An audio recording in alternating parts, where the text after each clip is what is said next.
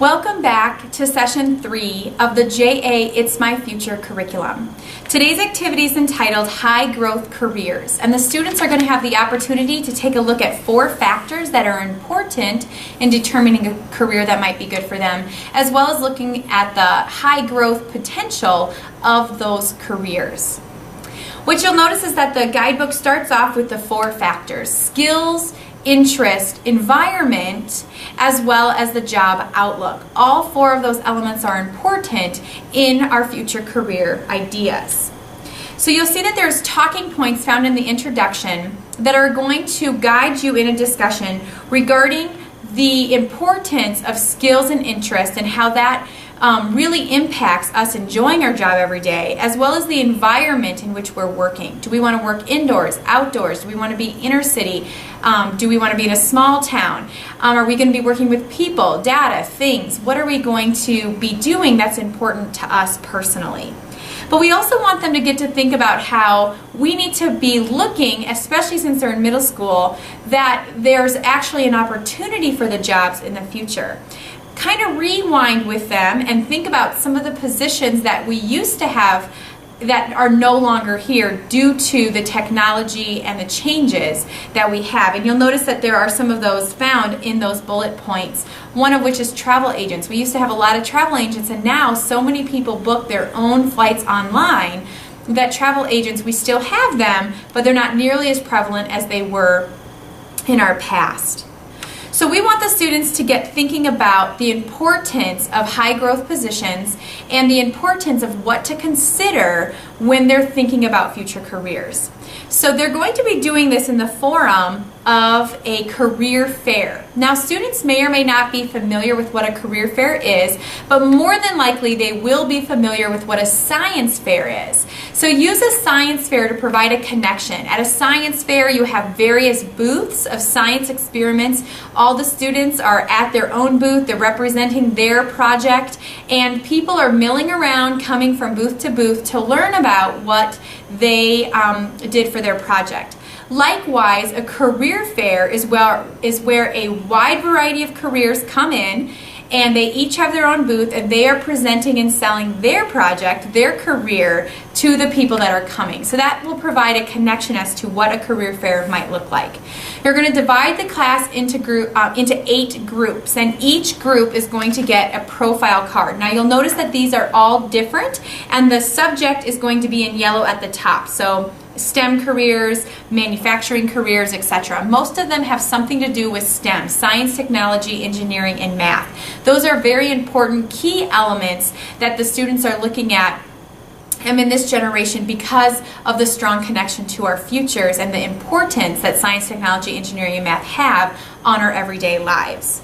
So what the students are going to do is they are going to be in their group, and they are going to be a team representing that specific career, and they are going to be, per se, going to a career fair, and they're going to be trying to sell their career to other people. They're trying to influence others as to why they might want to consider that career. So each group is also going to get one of the career posters, and this is what they're ultimately going to be designing so that they can present their materials to the other groups.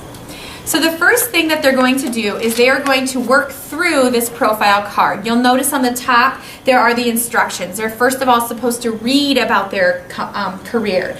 Then as a group they're supposed to brainstorm 5 interesting facts or ideas that they would like to share with the rest of the class. You'll notice that they have provided some space here for them to write those down. There's only 3 lines instead of the 5, but we do want to encourage them to include 5, up to 5 if they can. And then they're going to create a poster that is both artistic and informational. So we want them to include information about their career using some of those facts that they've identified, but we also want them to create some creative, artistic elements as well, just to make the posters fun. Then what the students are going to be doing is they are going to be presenting these to the class. So you want to make sure you tell them that so that they are prepared that they're going to present their poster and they're going to need to speak about it to their classmates. One thing you're going to notice is that on each of the cards there is the median pay as well as, I'm looking here, I've got the wrong the wrong information. There's 2 pieces of information that they are going to need to fill out eventually on their career flyers. So it is the entry-level education, what you need for that, as well as what the percentage of growth is projected. So you'll notice that those 2 pieces of information are on this card, and what you're going to want to have them do proactively, so it saves time in their presentation, is to either include those 2 pieces of information on the front of their poster, or if they don't want to put it on the front, we want them to write it on the back so that they have it readily available to give to the rest of their students. So again, it's the entry-level education that's needed, as well as the growth percentage. Those are the 2 elements that you need to have readily available so that you save time during the presentations. Once they have time to work in their small groups and to design their posters, you're going to pull the class back whole group, and you're going to let each group present. Now keep in mind you have up to 8 groups, and each group's going to need probably at least 2 minutes, if not more, to present. So make sure you reserve 16 to 20 minutes to accomplish those presentations. Each student is going to receive a career fair flyer, and so as the groups are presenting, they're going to want to go to that specific career industry, and they're going to write down those 2 pieces of information, that entry-level education as well as that percentage. So again, that's why it's important to have it readily available, because that's the piece we want to have them record as they go through.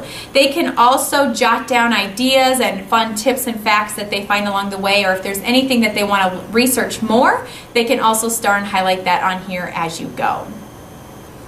What you want to make sure to do again is to have a few minutes to do the summary and review where you wrap everything back up. So again, you want to emphasize that it's good to dream about their future careers. It's always great to look at the growth potential of that job. Is it going to be available when they get out of high school?